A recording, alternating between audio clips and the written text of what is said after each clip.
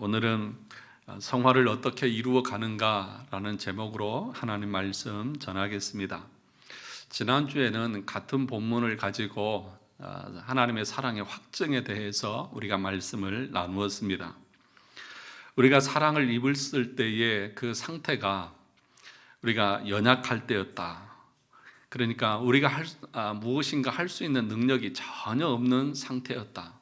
또 그리고 경건하지 않는 때였다. 경건하지 않다고 하는 것은 하나님의 주권과 하나님의 거룩과 하나님의 전지하심에 대한 대적이고 반역이라고 말했습니다. 그것뿐만 아니라 죄인 되었을 때, 더 나아가서 적극적으로 하나님을 대적하는 원수로 있었을 때에 우리 하나님께서 그의 아들 예수 그리스도를 십자가에서 죽게 하심으로 우리를 향하신 자신의 사랑을 확증해 보여주셨다고 말씀하셨습니다. 그러니까 우리가 구원받은 것은 우리 어떤 공로나 의지나 노력의 결과가 아니라 하나님의 사랑의 결과라고 하는 사실을 우리가 보았습니다. 그래서 5절에서는 뭐라고 했습니까? 소망이 우리를 부끄럽게 하지 아니함은 우리에게 주신 성령으로 말미암아 하나님의 사랑이 우리 마음에 부은 바 됨이니, 성령으로 말미암아 하나님의 사랑이 우리 마음에 부어졌습니다. 그러니까 다시 말하면 우리가 예수 그리스도를 믿게 되어졌다고 하는 것 자체가 기적인 것이죠. 왜요? 우리가 연약하고 경건하지 않았고 죄인이었고 원수된 자를 누가 사랑할 수 있겠습니까? 그럼에도 불구하고 우리가 예수 그리스도를 지금 믿고 신뢰하고 나아가고 있다고 하는 것 자체가 하나님의 사랑이 우리 마음에 부어졌기 때문에, 넘치는 사랑 때문에 우리가 구원받은 것 아니냐는 것입니다. 그런데 이것은 우리의 원죄에 대한 내용입니다. 그러니까 우리가 믿음으로 의롭게 되어진다라고 하는 말에서 그 의롭게 되어진 것은 우리가 원죄의 그 죄책에서 놓여서 의롭게 되어져서 이제는 그 죄로 말미암아서 지옥 가지 않고 천국 갈 수 있는 그 죄책에서 자유롭게 되어졌다고 하는 것을 말하는 것입니다. 우리에게는 두 가지의 죄가 있다고 말하죠. 그 첫 번째가 원죄고 두 번째가 자범죄라고 그렇게 말을 합니다.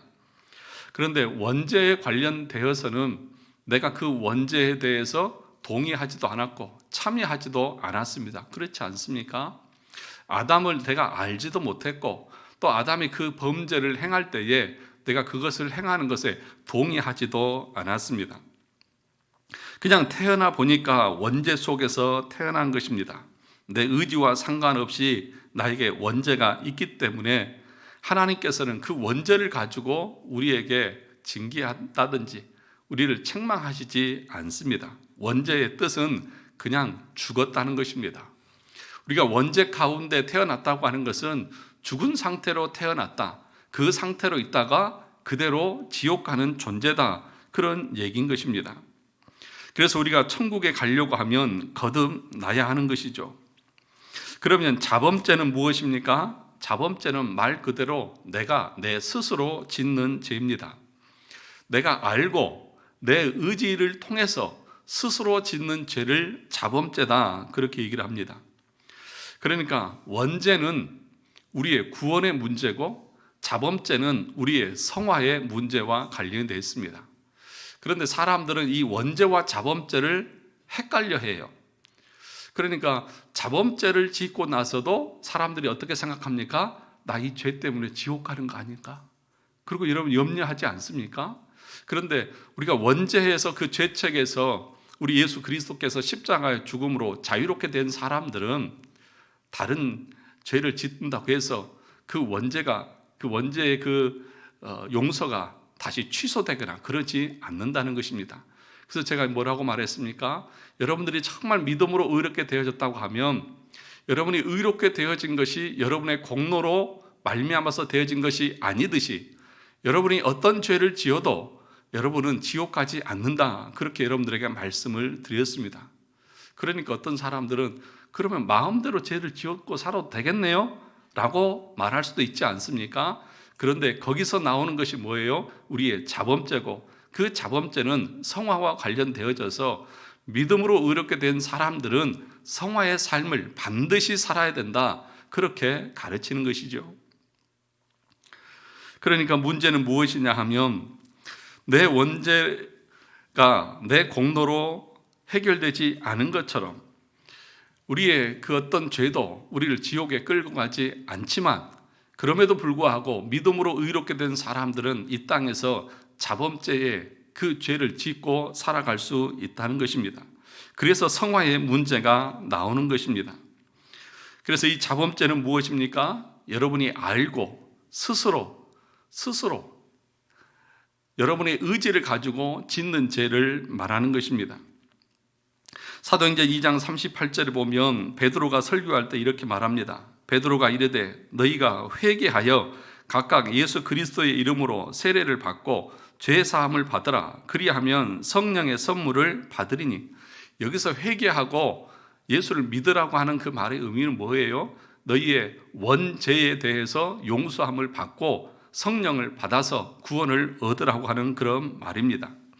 그래서 이 원죄는 우리가 아무리 어떤 것을 해서도 우리가 구원을 얻을 수 없고 그 원죄에서 노임을 받을 수 없습니다. 딱 한 가지, 예수 그리스도께서 내 죄의 그 죄책을 위해서 십자가에서 죽으셨다고 하는 사실을 믿고 하나님 앞에 우리의 죄인됨을 회개하고 나가면 용서받고 구원을 얻는 것입니다. 그런데 사람들이 이렇게 원죄와 자범죄를 착각해서 왔다 갔다 하면서 불안해하고 두려워하는 그런 모습들을 봅니다. 그러면 우리가 원죄에서 구원을 받았으면 우리의 상태가 어떻다고 말했습니까? 오늘 앞에서 5장 1절에서부터 보면 1절에서 뭐라고 말했습니까? 그리스도로 말미암아 하나님과 무엇을 누리는 것입니까? 화평을 누리자, 그렇게 얘기했습니다. 누린다는 것입니다. 2절도 보면 뭐라고 말합니까? 하나님의 영광을 바라보고 뭐 합니까? 즐거워한다고 말합니다. 5절에서는 하나님의 사랑이 우리 마음에 부어져서 우리의 소망이 전혀 부끄럽지 않게 되어진다. 다시 말하면 이 사실을 믿음으로 하늘을 소망하며 살아가는 그 구원, 그러니까 앞에서 말하면 구원을 받을 것이니 9절을 보시죠. 9절 하반절에 보시면 그로 말미암아 진노하심에서 무엇을 받을 것이니? 구원을 받을 것이니. 10절에도 마지막에 보면 그의 살아나심으로 말미암아 뭐 할 것이니? 구원을 받을 것이니라. 아직 받았다가 아니라 구원을 받을 것이다, 그렇게 얘기하고 있습니다. 우리가 소망하는 그 소망, 우리의 구원이 부끄럽지 않고 반드시 이루어지고 성취되어져서 네가 그렇게 기도하고 소망하고 나갔던 것이 낙심하지 않고 반드시 그렇게 될 것이라는 사실들을 우리에게 말씀하고 있는 것입니다. 그래서 우리는 그 나라에 들어가서 우리 주님의 얼굴과 얼굴을 맞대고 그 영원하신 하나님과 함께 영원한 삶을 사는 그런 은혜를 누리게 될 것입니다. 그때에는 우리가 온전한 지식과 의와 거룩함으로 주님과 함께 거하는 영광을 누리게 될 것입니다. 다시 말하면 우리가 하이델베르크 요리문답에서 배웠던 하나님의 의와 거룩과 지식의 그 완전한 상태에 들어가서 온전한 모습으로 그 영광을 누리게 될 것이라는 것입니다. 이 복이 얼마나 놀라운 복인지 우리가 알아야 되는데 그 복에 대해서 우리는 뜨뜻미지근하니 내가 구원받은 것이, 내가 예수로 말미암아서 구원에 이른 것이 별로 기쁘지 않은 표정들이에요. 지금 얼굴 표정들을 보니까 별로 좋아하지 않는 표정들이에요. 그런데 에베소서 1장 3절과 6절에서 바울은 우리에게 주시는 이 복이 얼마나 놀라운 복인지를 이렇게 설명했습니다. 찬송하리로다 하나님 곧 우리 주 예수 그리스도의 아버지께서 그리스도 안에서 하늘에 속한 모든 신령한 복을 우리에게 주시되, 하늘에 속한 모든 신령한 복을 우리에게 주시되 곧 창세 전에 그리스도 안에서 우리를 택하사 우리로 사랑 안에서 그 앞에 거룩하고 흠이 없게 하시려고 그 기쁘신 뜻대로 우리를 예정하사 예수 그리스도로 말미암아 자기의 아들들이 되게 하셨으니 이는 그가 사랑하시는 자 안에서 우리에게 거저 주시는 바 은혜의 영광을 찬송하게 하려는 것이니라. 그렇게 우리의 구원에 대해서 바울은 찬양을 하고 감격했던 것입니다. 모든 신령한 복을 우리에게 주시는 것입니다. 하나님의 자녀가 되어져서 하늘의 상속자가 되어져서 우리 주님의 그 영광을 함께 누리는 하나님의 자녀가 되어졌다고 하는데도 아무도 감격하는 마음도 없고 아무도 기뻐하는 사람도 없고, 아이고 그것보다는 이 땅에서 좀 편하게 건강하게 안 아프고 살았으면 좋겠어요, 이러고 있는 것이 다 여러분들의 마음속의 생각 아닙니까? 그런데 여러분, 거저 주셨다고 말합니다. 거저 주셨어요. 이 원체 우리의 구원 거저 주신 것입니다. 그런데 문제는 무엇이냐 하면, 우리가 이런 놀라운 은혜와 사랑을 입고 살아가지만 육신을 입고 살아가기 때문에 우리 삶에는 여전히 죄의 문제가 남아 있다는 것입니다. 예수 믿고 거듭나 중생한 성도들은 죄를 짓습니까? 안 짓습니까? 죄를 짓습니다. 우리가 웨스트민스터 신앙 고백서 하면서도 배웠잖아요. 거듭난 성도들도 이 땅에 육신을 입고 살아가기 때문에 죄를 지을 수밖에 없다는 것입니다. 알미니안 주의자들은 완전성화, 예수 믿으면 죄 짓지 않는다, 그렇게 얘기합니다. 그래서 네가 죄를 짓는 것은 네가 구원받지 못해서다, 그렇게 말하지만 아니에요. 성경은 우리가 죄책에서는 용서함을 받았어도 우리가 육신을 입고 있기 때문에 이 땅에 살아가는 동안에는 늘 죄에 오염되어 있고 죄를 지을 수밖에 없다고 말합니다. 그래서 로마서 7장에서 거듭난 성도의 상태에 대해서 말합니다. 로마서 7장을 가서 한번 볼까요? 한 장 더 넘겨가서 보면, 여러 번 여러분들에게 말씀을 드렸지만 이 7장의 말씀이 알미니안주의와 우리 개혁주의를 나누는, 교리적으로 나누는 아주 중요한 구절이고 장입니다. 뭐냐 하면 우리 21절부터 같이 보시면, 그러므로 내가 한 법을 깨달았노니 곧 선을 행하기 원하는 나에게 무엇이 함께 있습니까? 악이 함께 있는 것이로다. 내 속사람으로는 하나님의 법을 즐거워하되 내 지체 속에서 한 다른 법이 내 마음의 법과 싸워 내 지체 속에 있는 무슨 법? 죄의 법으로 나를 사로잡는 것을 보는도다. 그래서 24절 같이 읽어볼까요? 오호라 나는 곤고한 사람이로다. 이 사망의 몸에서 누가 나를 건져내랴. 여러분, 24절의 이 말씀이 중생한 거듭난 성도의 고백입니까? 아니면 구원받지 못한 성도의 고백입니까? 예? 그러니까 여러분들은 다 개혁주의 장로교의 성도들이 맞는 거예요. 그러니까 이 오호라 나는 공고한 사람이로다. 이 사망의 몸에서 누가 나를 건져내랴. 이 알미니안 주의자들은 봐라, 사망의 몸에 있지 않느냐. 그러니까 이 사람은 구원받은 사람이 아니다, 그렇게 얘기하는 것이고, 우리 장로교회에서는 아니야, 구원받은 사람도 앞에 보았지 않느냐, 마음으로는 하나님의 법을 즐거워하되 육신으로는 죄의 법이 나를 끌고 가니까 거듭난 사람도 중생한 사람도 이 땅에서 죄를 지을 수 있다 없다? 있다는 거예요. 있다는 거예요. 그러면 여러분, 죄 지어도 괜찮다는 것입니까? 아니면 죄를 지을 수는 있지만 지어서는 안 된다는 것입니까? 지어서는 안 되는 거죠. 그럼에도 불구하고 우리가 연약하다고 하는 것을 인정하는 것이죠.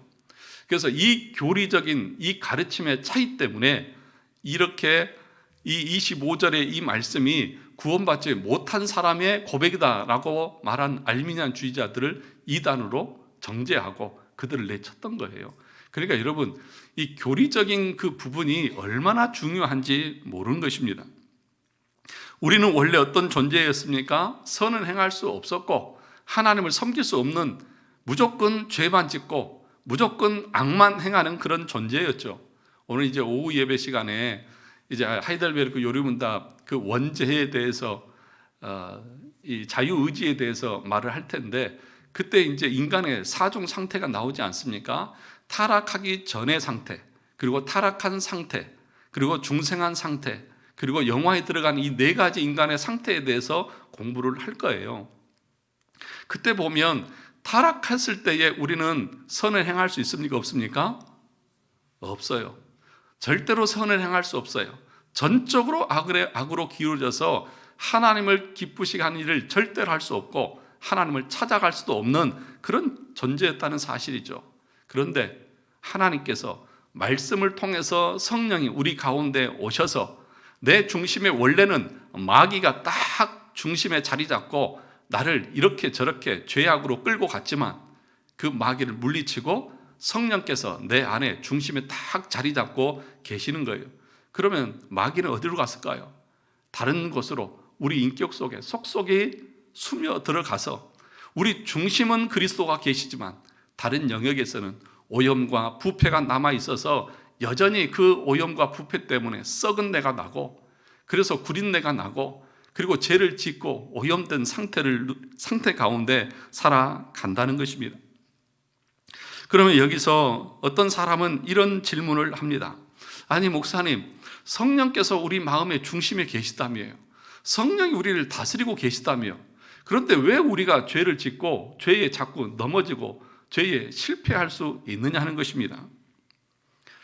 그 이유는 두 가지 때문일 수 있습니다. 첫 번째는 뭐냐 하면 내가 성도가 아닐 수 있습니다. 내가 번번이 죄에 넘어지고 여전히 죄 가운데 있다고 하면 그 사람은 성도가 아닐 수 있다는 사실을 여러분 기억해야 합니다. 교회에 와서 앉아 있다는 이유만으로 성도로 착각하는 경우들이 있습니다. 그래서 참으로 이 사람이 중생한 사람인지 아닌지를 그냥 우리가 분별할 수 있는 그 내용들이 있는데, 그것이 뭐냐 하면 참으로 거듭난 하나님의 사람들은 죄를 짓습니까? 안 짓습니까? 헷갈리기 시작했어요. 지금 죄를 지어요? 안 지어요?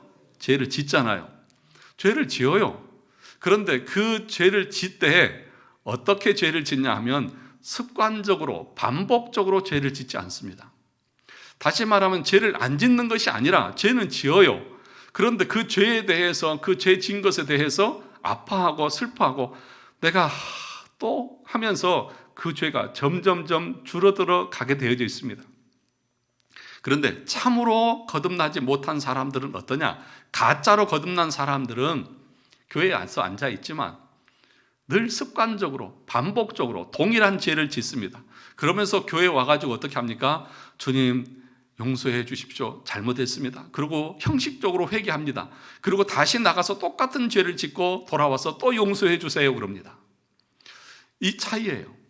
그러니까 참으로 거듭난 사람들은 자기가 죄를 짓고 나서 그 죄에 대해서 회개가 얼마나 괴롭고 고통스러운지 창자가 끊어진 것 같은 그 고통을 느낍니다. 그래서 어떻게 하느냐? 내가 이 회개하는 시간이 너무 힘들어서 차라리 내가 죄를 안 짓고 말겠다. 그리고 죄를 짓지 않습니다. 그런데 여러분, 회개가 가벼운 사람, 회개가 그렇게 가볍고 쉬운 사람은 어떨까요? 죄 짓고 가서 주일날 교회 가가지고 주님 잘못했습니다. 그러면 끝나는 거예요. 그러니까 참으로 거듭난 사람과 가짜로 거듭난 것처럼 살아가는 사람은요, 그 죄를 대하는 그 마음의 상태에서 다르다는 것을 우리가 알아야 하는 것입니다. 웨스트민스터 신앙 고백서 13장 성화 부분에서 1항에서 이렇게 말했습니다. 효력 있게 부르심을 받고, 그러니까 효력 있게 부르심을 받았다고 하는 것은 참으로 중생한 사람을 말합니다. 중생된 자들, 곧 그들 안에 창조된 새 마음과 새 영을 가진 자들은 그리스도의 말씀과 그들 안에 내주하는 성령으로 말미암아 그리스도의 죽음과 부활의 공로를 통하여 실제적으로 그리고 인격적으로 더욱 성화한다. 온 몸을 지배하던 죄의 권세는 파괴되고, 그죠? 온 몸을 지배하던 죄의 권세, 마음 중심에 마귀가 있었지만 이것이 파괴되고 그 죄의 여러 가지 정욕들이 점점 더 약해지며 뭐하며? 약해지며 사라진다.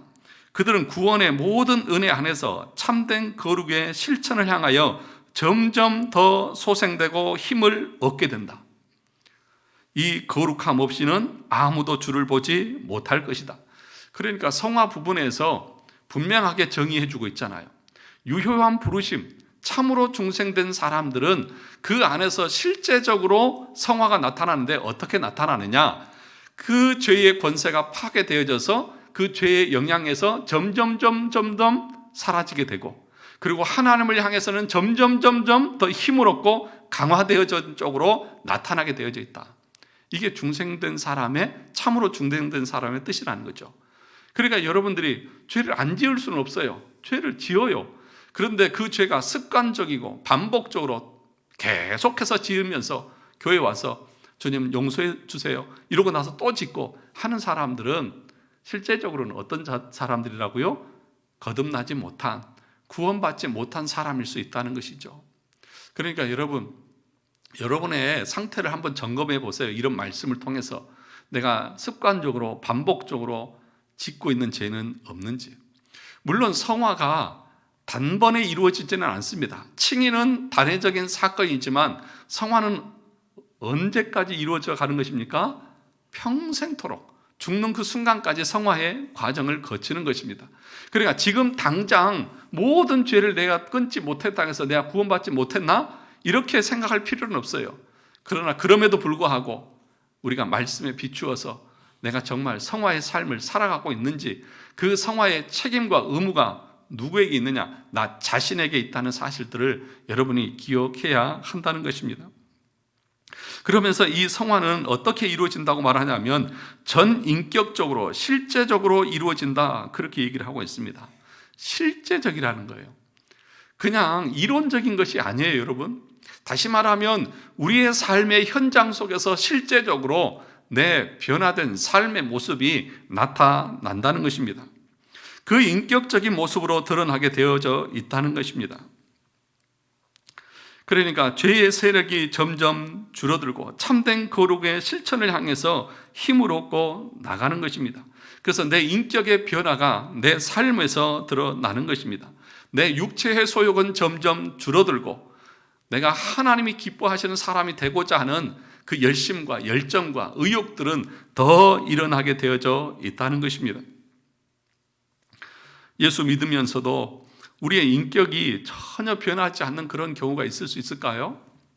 인격적이라고 하는 말은 우리의 지성과 의지와 감성 가운데에서 변화가 일어난다는 것입니다. 그래서 내가 생각하는 것도 예전과는 다르게 생각합니다. 예전에는 입만 열면 욕이 터져 나왔어요. 이 XX 하면서 대화의 절반은 욕이에요. 그런 사람도 있잖아요. 밖에 나가보면 그냥 대화의 절반이 욕이고요. 그런데 어떻습니까? 정말 믿음으로 거듭난 사람들은 그 삶에서 그런 것들이 점점점 줄어들죠. 그것이 양심에 찔리는 것이죠. 그것이 사람들 듣기에 좋지 않다는 것을 아는 것이죠. 또 우리 마음에 여러 가지 안 좋고 악한 생각들이 점점점 줄어드는 것이죠. 그런 모든 것들이 내 인격 안에서 이루어질 수 있어야 한다는 것입니다. 오늘날 한국 교회와 성도들의 문제를 어떻게 말합니까? 사람들이 교회 안에서 종교적인 모습은 참 열심이고 열정적이고 거룩해 보이는데 삶의 모습을 들여다보면 세속에 있는 사람들과 별로 다른 것이 아무것도 없다, 그렇게 얘기합니다. 그것은 두 가지 측면에서 말할 수 있을 거예요. 우리가 전혀 이 성화에 관련된 부분에서 의식하지 못하고 살아가기 때문일 것이고, 또 하나는 진짜 거듭나지 못한 사람들이 한국교회에 그렇게나 너무나 많기 때문일 것입니다. 그렇지 않습니까? 아니, 제 생각이 아니고요. 성경에서 가르치는 내용은 분명합니다. 정말 유효한 부르심을 받아서 중생한 사람들은 죄의 그 권세가 파괴되어져서 그 죄의 그 육체의 소욕이 점점점 줄어들고 그 삶에서 인격적으로 실제적으로 성화의 삶이 나타나게 되어져 있습니다. 이것이 유효한 부르신 중생한 사람들의 모습입니다. 그런데 왜 우리 삶의 모습에서는, 우리의 삶의 현장에서는 교회의 실제적인 모습과 직장에서 실제적인 모습과 가정 안에서의 실제적인 모습은 여전히 육체의 소욕대로 일을 하고 있는 것일까요? 그것은 딱 한 가지밖에 없을 것 같아요.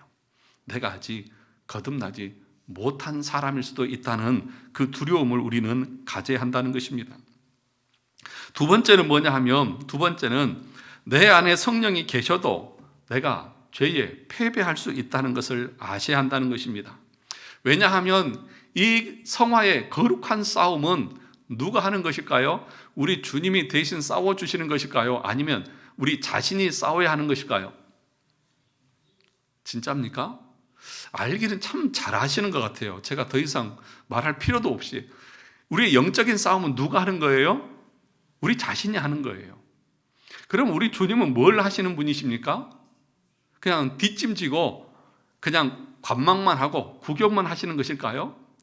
우리 주님은 우리가 이 영적인 싸움을 싸울 수 있는 모든 지혜와 정보와 무기와 전략의 모든 자산들을 다 우리에게 주십니다. 그걸 다 주시면서 이것 가지고 싸워라, 싸워서 이겨라, 그렇게 우리에게 응원하고 격려하고 계시는 것이죠. 그래서 여러분, 에베소 6장에 보시면, 우리 에베소서 6장을 한번 볼까요?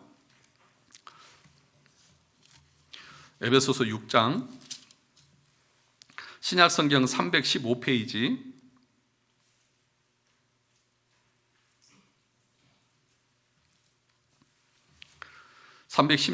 에베소서 6장 10절에서부터 같이 한번 보겠습니다. 신약성경 316쪽입니다. 다 찾으셔서 같이 한번 보겠습니다. 다 찾으셨으면 제가 읽어드리겠습니다.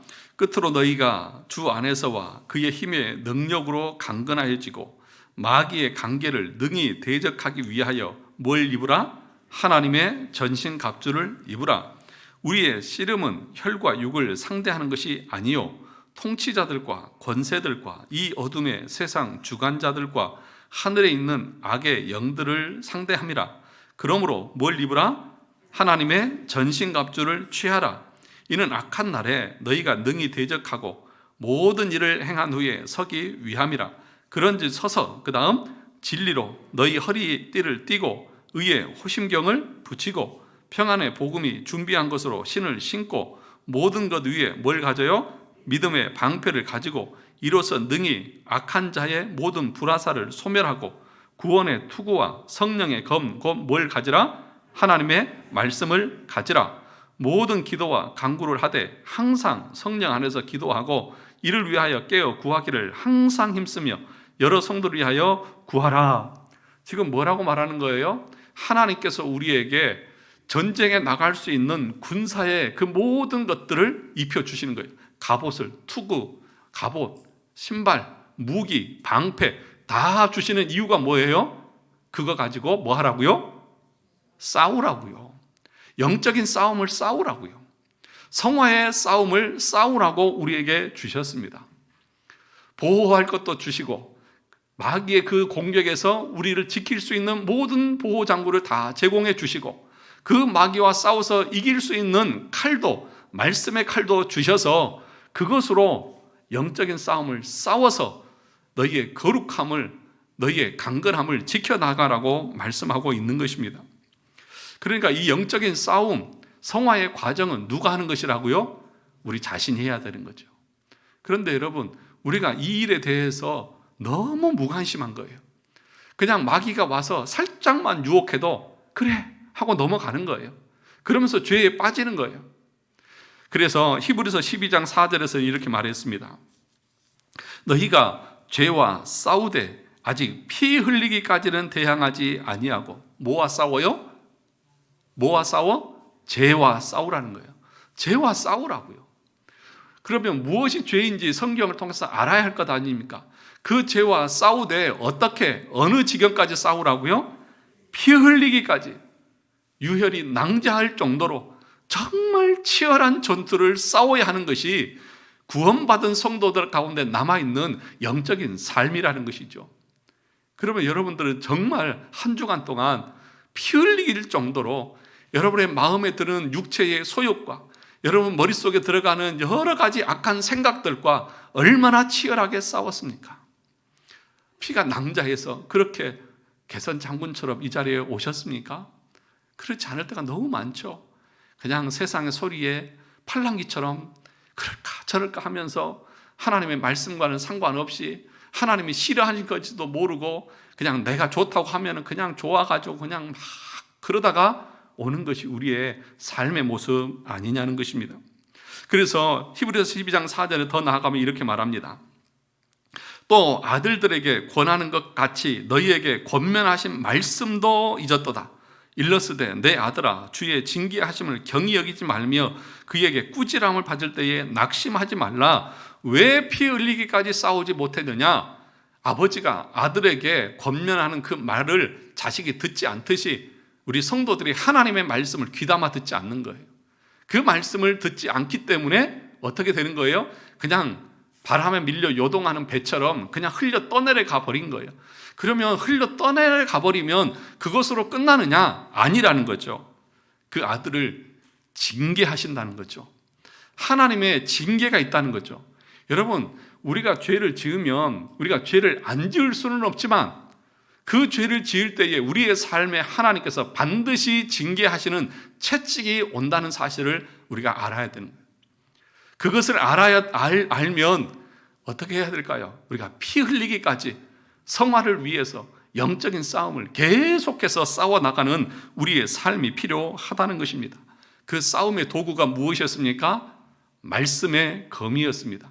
그래서 웨스트민스터 신앙 고백서에도 그의 말씀과 그들 안에 내주하시는 성령으로 말미암아 우리가 영적인 싸움을 해야 된다고 말했던 것입니다.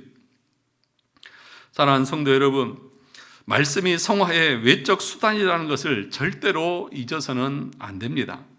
그러니까 말씀을 모르면 우리의 삶에 영적인 싸움을 하려고 하는 의지가 없어요. 할 수 있는 무기도 없는 것이죠.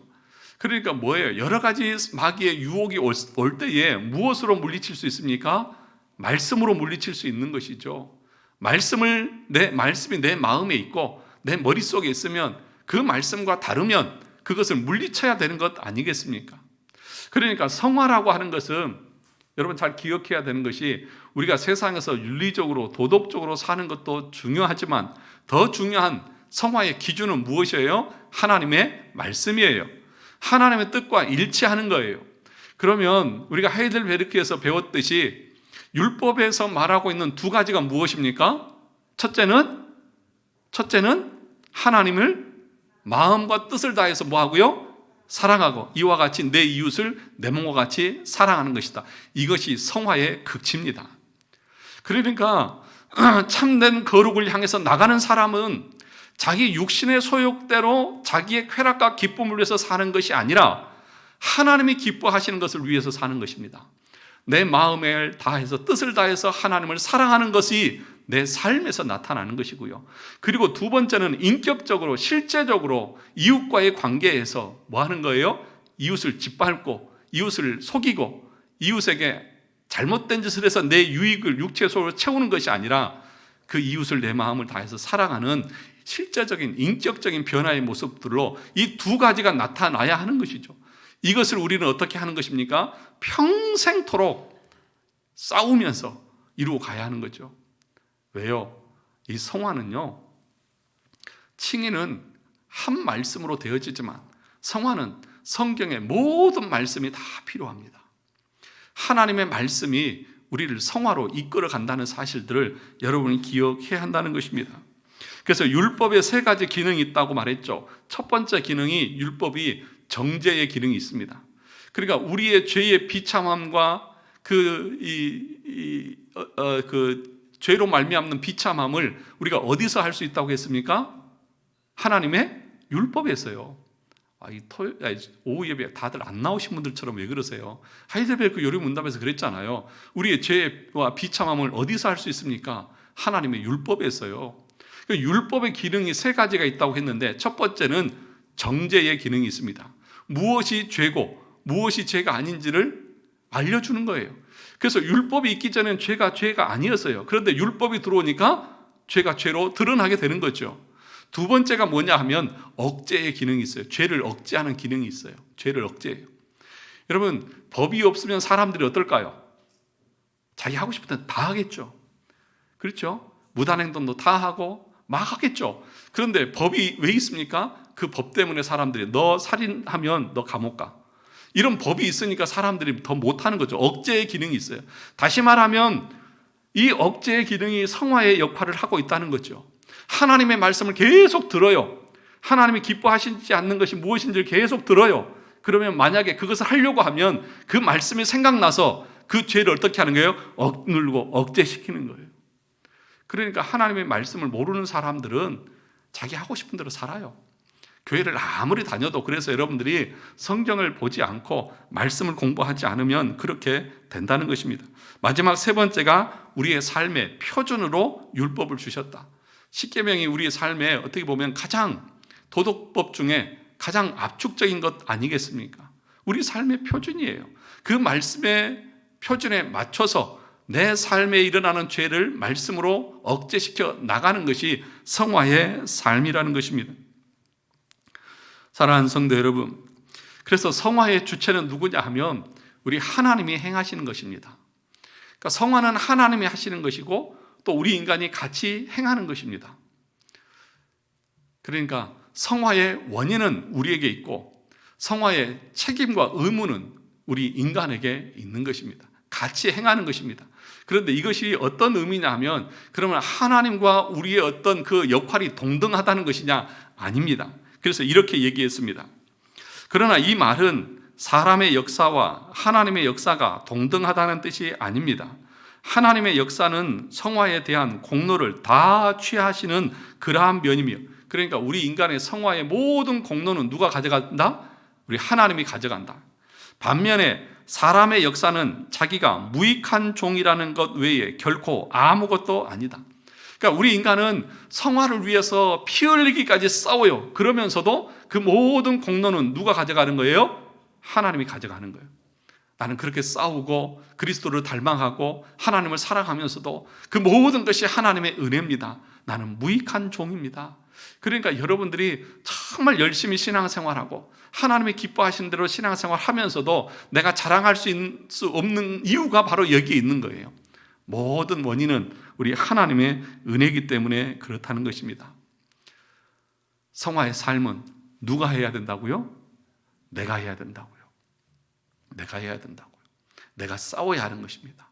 내가 피 흘리기까지 싸워서 그 거룩함을 이루어 나가는 삶을 살아야 한다는 것입니다. 그런데 여러분, 이 성화의 삶이 결코 쉽지 않습니다. 왜냐하면 여전히 마귀는 지금도 우리를 유혹하고 있기 때문이죠. 에덴 동산에서 아담과 하와를 사단이 어떻게 했습니까? 유혹했어요. 그죠?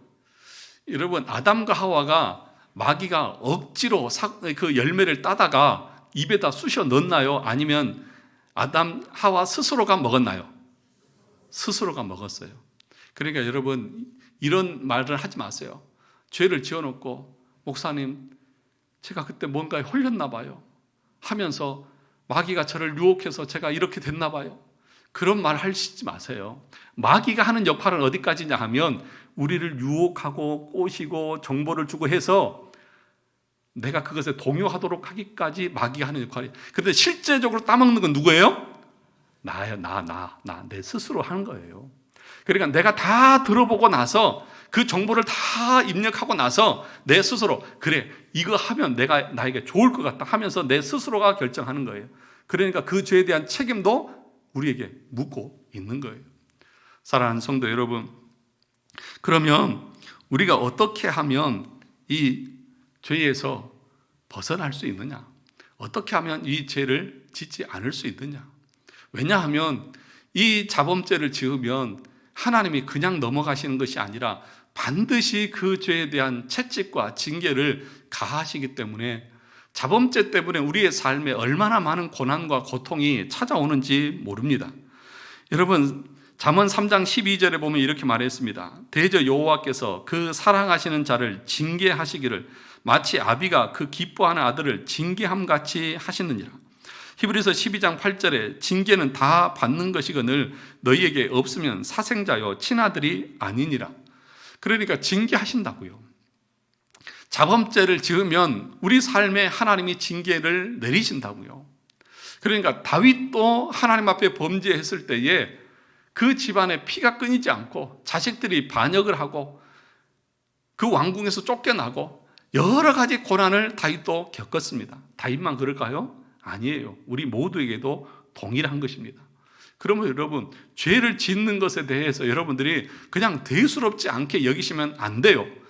그것과 여러분들이 치열하게 계속해서 싸워야 하는 거예요. 그래서 여러분의 가정과 삶 가운데에 고난이 찾아오고 역경이 찾아올 때에 내가 뭘 잘못해서 이러시나 라고 할 것이 아니라 하나님 앞에 나와서 엎드려 회개하고 죄와 싸워서 이길 수 있는 그런 힘을 달라고 기도할 수 있어야 하는 거죠. 그런데 그 징계는 뭡니까? 하나님이 우리를 미워서 내버리시는 것입니까? 아니잖아요. 사랑이잖아요. 너희에게 징계가 없으면 어떤 자식이라고요? 버려진 자식, 사생자다. 그러나 너희에게 징계가 있다고 하는 것은 너희가 구원받은 하나님의 자녀인 증거다. 그렇게 말씀합니다. 그러니까 낙심하지 말고 좌절하지 말고 그런 고난이 찾아올 때에 내가 하나님 앞에서 지은 죄는 없는지 우리 자신을 돌아보고 주님 앞에 와서 엎드리고 회개하고 기도하면 하나님이 다시 회복시켜 주시는 은혜를 내리신다는 것입니다. 말씀을 맺으려고 합니다. 그러면 우리가 성화를 어떻게 이루어가야 할까요? 여러분 마음속에, 여러분 머릿속에 살다 보면 안 좋은 생각, 나쁜 생각이 떠오릅니까? 안 떠오릅니까? 떠오르지요. 그럴 때 어떻게 하면 좋을까요? 그것을 여러분 머릿속에, 가슴속에 계속 담아두면서 저 사람이 나를 이렇게 쳐다봤는데 뭔가 나에게 대한 불만이 있어. 또 설교를 듣다가 뭔가 목사님이 나한테 뭔가 불만이 있어서 저렇게 말씀하시는 것 같아. 아, 그때 그래서 나한테 그랬구나 하면서 여러분들이 이야기 스토리를 쫙쫙 하면서 그것으로 여러분들이 마음에 품고 살아가면 그것이 바로 죄가 됩니다. 그런데 여러분 마음속에, 머릿속에 악하고 나쁜 생각이 떠오르면 어떻게 해야 되느냐? 말씀으로 잘라내 버리셔야 돼요. 그래서 여러분 야고보서에서 뭐라고 말했습니까? 욕심이 잉태한즉 뭘 낳고? 죄를 낳고 죄가 장성한즉 사망을 낳느니라. 욕심이, 다시 말하면 우리 마음 가운데에 욕심이 생겨요. 머릿속에 나쁜 생각이 떠올라요. 그런데 그것이 잉태시키면 안 된다고요. 그걸 마음에 딱 잡으면 안 된다고요. 그러면 뭐가 나와요? 죄가 나오는 거예요. 그러니까 서로를 바라볼 때에도 말할 때에도 상대를 대할 때도 그냥 괜히 넘겨집어서 제가 저랬으니까 저랬을 거야 라고 하면서 이야기를 만들어서 마음에 품고 있으면 그것에서부터 죄가 시작이 되어지는 거예요. 여러분 보셨어요? 그 마음속에 들어가 보셨어요? 모르면서 넘겨집어서 그것이 곧 사단이 우리 마음속에서 우리의 그 악한 본성을 건드리고 들쑤셔서 우리가 죄에 빠지게 하는 악한 사단의 역할인 거죠. 그러니까 여러분 마음 가운데에 안 좋은 생각, 악한 것 일어나면 어떻게 해야 할까요? 다 물리치셔야죠. 말씀으로 물리쳐야죠. 그래서 루터는 이런 말을 했습니다. 우리 머리 위로 새가 날아다니는 것은 어떻게 할 수 있어요? 없어요? 없어요. 그런데 그 새가 네 머리 위에 둥지는 틀지 못하게 해라 그랬어요. 그러니까 우리 머릿속에 나쁜 생각이 떠오를 수 있어요. 그것까지 하나님이 뭐라고 하지 않아요. 아니 나도 모르게 떠오르는 생각을 어떻게 하겠어요? 그럴 때 우리가 어떻게 해야 됩니까? 그것을 붙잡지 말라고요. 그것을 마음에 품지 말라고요. 그것이 둥지를 틀고 알을 낳지 못하게 하라고요. 그러면 우리가 어떻게 됩니까? 오늘 마지막 절에 보니까 이렇게 말합니다. 5장 11절. 그뿐 아니라 이제 우리로 화목하게 하신 우리 주 예수 그리스도로 말미암아 하나님 안에서 또한 뭐하니라? 즐거워하느니라. 우리가 교회에 나오는 것이 기쁘지 않고 우리 삶에 기쁨이 없는 이유가 무엇인 줄 아십니까? 죄가 많이 있기 때문에, 자범죄 때문에. 그러나 그 죄를 물리치고 우리가 성화를 위해서 영적인 싸움을 피 흘리기까지 싸우면서 나간다고 하면 우리의 삶에 하나님의 은혜로 행복이 있고 화목이 있고 기쁨이 충만한 그런 삶을 살게 될 것입니다. 우리의 대부분이 신앙생활이 기쁘지 않은 이유는 우리가 죄와 싸우지 않고 그 죄를 그냥 마음에 품으면서 대수롭지 않게 살아가기 때문에 하나님의 징계가 떠나지 않고 채찍이 떠나지 않아서 우리 삶에 기쁘지 않는 거예요. 여러분 오늘부터라도 내 삶을 철저하게 말씀으로 돌아보면서 내 안에 끊어야 될 죄가 없는지 돌아보시고 참된 거룩으로 성화의 삶으로 나아가셔서 참된 하나님의 은혜가 저와 여러분 가정 가운데 풍성하게 넘치는 은혜가 있기를 주님의 이름으로 축원합니다.